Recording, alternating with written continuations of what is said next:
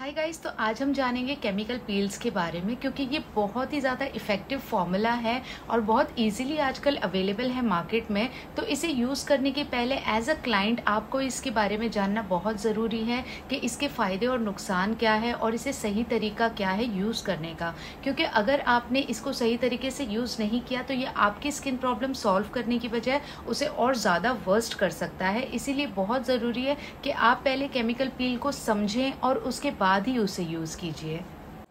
So guys, सबसे पहले ये केमिकल पील होता क्या है। तो ये केमिकल पील्स प्लांट्स और फ्रूट से निकला हुआ एक एसिड होता है, एक लिक्विड होता है जिसे कॉन्सेंट्रेट फॉर्म में बनाया जाता है और वो बहुत ज़्यादा बेनिफिट्स देता है आपके स्किन को। और ये बहुत ही पुराना फॉर्मूला है, लेकिन अभी भी बोटॉक्स या फिर दूसरे ट्रीटमेंट्स आने के बावजूद केमिकल पील जो है वो बहुत ज़्यादा पॉपुलर है क्योंकि वो आपको रिजल्ट देता है, फिजिकल रिजल्ट दिखाता है, आपकी स्किन को ट्रीट करता है। और जो लोग अपने स्किन में इंजेक्शंस या फिर इस तरीके के माइक्रोब्लेडिंग या इस तरीके के नीडल वाले या कोई मशीन ट्रीटमेंट नहीं करना चाहते हैं तो उनके लिए केमिकल पील हम सजेस्ट करते हैं। जैसे स्कार्स, पिगमेंटेशंस वगैरह के लिए माइक्रो नीडलिंग भी एक बहुत ही अच्छा ऑप्शन है, लेकिन डायबिटिक पेशेंट या बीपी पेशेंट को हम माइक्रो नीडलिंग नहीं कर सकते हैं, तो उनकी स्किन में हम केमिकल पील करते हैं।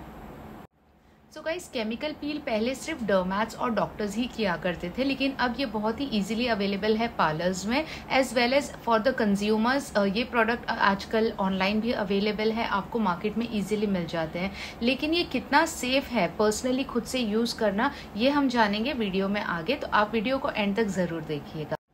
पहले हम डिस्कस करते हैं कि केमिकल पील किनको कराना ज़रूरी होता है। तो गाइस, एक सर्टेन एज के बाद में हमारे फेस पे जो है एजिंग के साइंस दिखने चालू हो जाते हैं, जैसे कि पिगमेंटेशन, डार्क स्पॉट्स, या फिर किसी को अर्ली एज में, यंग एज में पिंपल्स आए होते हैं तो वो पिंपल्स को ठीक करने के लिए या वो पिंपल जाने के बाद जो उसके मार्क्स रह जाते हैं उसको ठीक करने के लिए, या फिर सिर्फ ऐसे ही आपको अगर सन बर्न हो गया हो, सन टैन हो गया हो, उसे लाइट करने के लिए, या फिर स्किन की जो ऊपर की परत होती है उसके ऊपर कोई भी तरीके का अगर आपको स्किन प्रॉब्लम हुआ है उसे ट्रीट करने के लिए हम केमिकल पील यूज करते हैं। सो गाइस, केमिकल पील का प्रोसीजर क्या होता है। तो जैसे कि मैंने बताया कि अगर आपको कोई भी स्किन रिलेटेड इशू है, आपको डार्क स्पॉट्स है, पिंपल्स है, पिंपल के मार्क्स रह गए हैं, या फिर ऐसी कोई भी इशू है, तो उसके लिए हम केमिकल पीलिंग करवाते हैं। तो आप अपने पार्लर या फिर आप अपने डॉक्टर के पास जा सकते हो, वो आपकी स्किन देखकर बताएंगे कि आपकी स्किन पर कौन से पील यूज होंगे। तो मैं आपको बेसिक 2 या 3 जो पील्स बहुत ज़्यादा जो पॉपुलर है वो मैं आपको बता देती हूँ कि उनके यूसेस क्या होते हैं।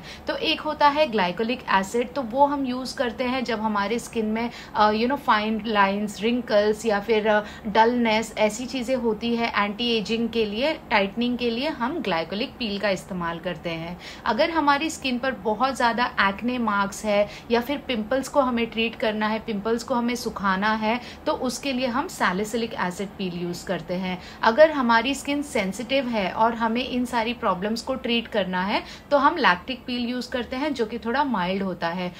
आपको कब केमिकल पील कराना चाहिए? तो आपको तब कराना चाहिए जब आप अपनी स्किन पर कुछ अनयूजुअल देखते हैं। अगर आपको आपकी स्किन क्लियर नहीं दिख रही है, कहीं पर डार्क लाइट पैचेस दिख रहे हैं, नॉर्मली अगर आप देखोगे तो हमारे माउथ के जो एरिया होती है वहाँ हमारी स्किन डार्क होती है, हमारा फोरहेड डार्क हो जाता है, कभी कभी हमें यहाँ पर पिगमेंटेशन, हाइपर पिगमेंटेशन के मार्क्स आ जाते हैं। तो जब ऐसी चीज़ें दिख रही है, या फिर अगर आपको पिंपल्स आ रहे हैं, बहुत ज़्यादा आपका चेहरा पिंपल से भर गया है, या फिर पिंपल्स जाने के बाद उनके स्पॉट्स रह गए हैं, या फिर अगर आपको ओपन पोर्स दिखने लगे हैं, या आपका चेहरा बहुत ज़्यादा ऑयली, स्टिकी, ग्रीसी है, तब आप समझ जाइए कि आपको केमिकल पील कराना चाहिए। केमिकल पील आपकी स्किन की प्रॉब्लम्स को बहुत अच्छे से सॉल्व करेगा। सो गाइस, 2 तरह के पील्स होते हैं, एक होता है लाइट पील और एक होता है स्ट्रॉन्ग पील्स।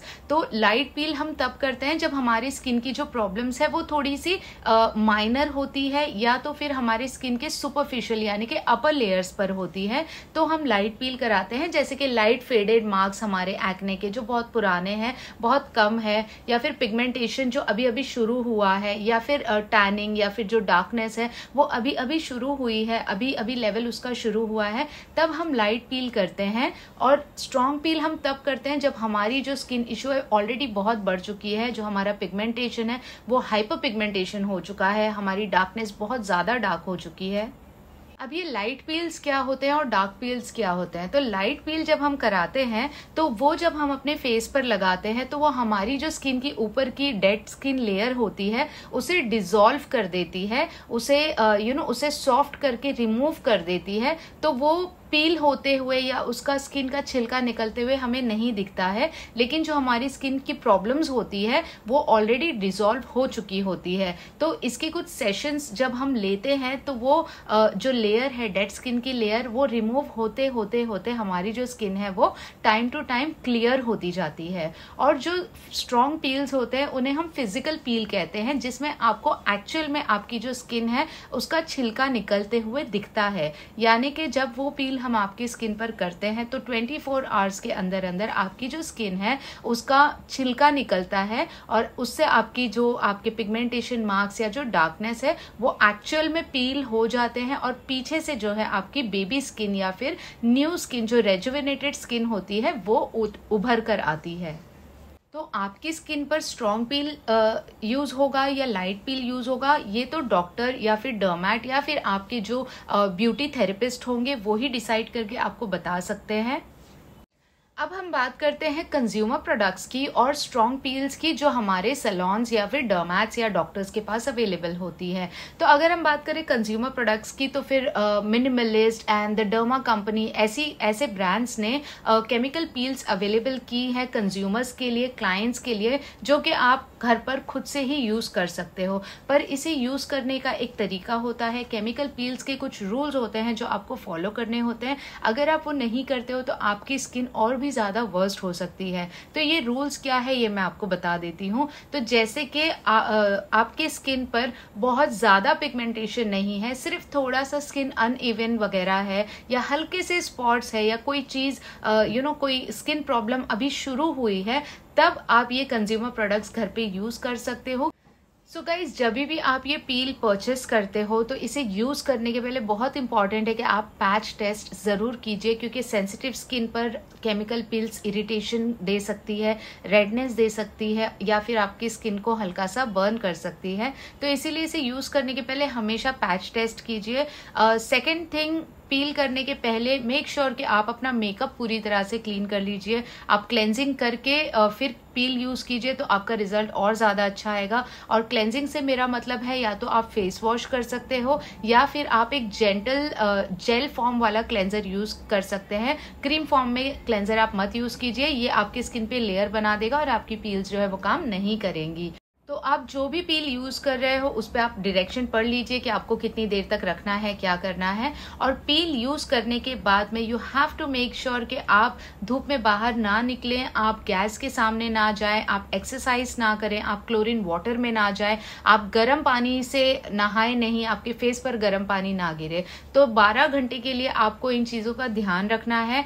ये सारी चीजें इन डिटेल कंपनी आपको नहीं बताती है, लेकिन ये चीजें फॉलो करना जरूरी है ताकि आपकी स्किन जो है वो हेल्दी रहे, ना कि उसमें और ज्यादा प्रॉब्लम हो जाए। क्योंकि आपकी स्किन पीलिंग के बाद थोड़ी सेंसिटिव हो जाती है, तो उसे एक्स्ट्रा केयर करना बहुत बहुत जरूरी है। सो गाइज, ये बात हो गई कंज्यूमर प्रोडक्ट्स की। लेकिन जब भी हम सैलून में या फिर डर्मैट्स के पास केमिकल पील कराते हैं तो सबसे पहले हम आपकी स्किन को एनालाइज करते हैं और उसके बाद ही हम अपने केमिकल पील्स चूज करते हैं। अब मार्केट में इतने सारे पील्स अवेलेबल है, आपको नहीं पता कि आपको कौन सा पील यूज करना है। आपको प्रॉब्लम है पिगमेंटेशंस के, और अगर आप ग्लाइकोलिक पील या फिर लैक्टिक पील यूज कर रहे हो तो वो आपको रिजल्ट नहीं देगा and you will be disappointed. इसीलिए मैं सजेस्ट करूंगी कि आप केमिकल पील्स डर्मैट्स या फिर प्रोफेशनल के पास ही कराइए, क्योंकि इससे जो है आपकी स्किन डैमेज होने के भी चांस नहीं होते हैं, एज वेल एज रिजल्ट आपको बहुत अच्छा मिलता है। तो जब हम प्रोफेशनली केमिकल पील सैलून पर करते हैं तो यूजुअली हम पहले क्लेंजिंग एक्सफोलिएटिंग कर लेते हैं ताकि आपकी जो जितने भी डर्ट लेयर है वो अच्छी तरह से निकल जाए। फिर हम आपके पोर्स को क्लीन करते हैं, उसके बाद हम केमिकल पील लगाते हैं। हर पील का एक अलग अलग टाइम होता है, उतने टाइम के लिए हम उसे रखते हैं और उसके बाद हम उसे करते हैं न्यूट्रलाइज, क्योंकि जब तक आप न्यूट्रलाइज मॉइस्चराइज़र स्प्रे यूज़ नहीं करोगे, आपकी पील जो है वो काम करती रहेगी, वो स्टॉप नहीं होगी। उसके बाद जो है हम उसे अच्छे से क्लीन कर लेते हैं। उसके बाद हम लगाते हैं हाइड्रेटिंग मास्क और फिर हम सजेस्ट करते हैं अपने क्लाइंट को कि वो सनस्क्रीन यूज़ करे, चाहे वो इंडोर हो या आउटडोर हो। अगर आप इंडोर हो तो 15 SPF सनस्क्रीन यूज़ कर सकते हो। आउटडोर के लिए अबाव 50 इज़ कंपलसरी। प्लस आपको कोई भी अच्छा हाइड्रेटिंग मॉइस्चराइज़र यूज़ करना भी बहुत ज़रूरी है।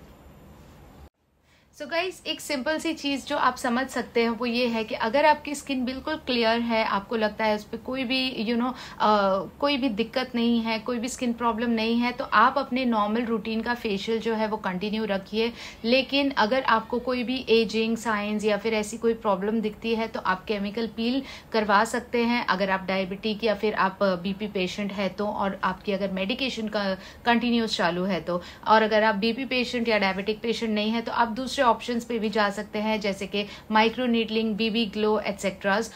और अगर आपको बहुत ही ज़्यादा डीप स्किन प्रॉब्लम है तब जाकर आप है जो बोटॉक्स या फिर कोई और सर्जिकल ट्रीटमेंट्स की तरफ जा सकते हैं। तो केमिकल पीलिंग एक बहुत ही सेफ नॉन सर्जिकल ट्रीटमेंट है आपकी स्किन को हील करने के लिए, और ये सिर्फ फेस ही नहीं, ये बॉडी के लिए भी काम करता है। तो अगर आपकी बॉडी टैन है या आपके बॉडी पे कुछ मार्क्स है या फिर कोई स्किन प्रॉब्लम है तो आप उसे भी ट्रीट कर सकते हो। इनफैक्ट इससे हम डैंड्रफ भी ट्रीट कर सकते हैं, आपके स्कैल्प का भी ट्रीटमेंट करते हैं, इसलिए ये बहुत ही ज़्यादा पॉपुलर है। So I hope as a client मैंने आपके सारे क्वेश्चन के आंसर्स दे दिए होंगे, और एज अ प्रोफेशनल अगर आप जानना चाहते हो कि पीलिंग का मिक्सचर प्रोपोर्शन क्या होता है, इसे कैसे यूज़ करते हैं क्लाइंट पे, तो मेरा नेक्स्ट वीडियो ज़रूर देखिए।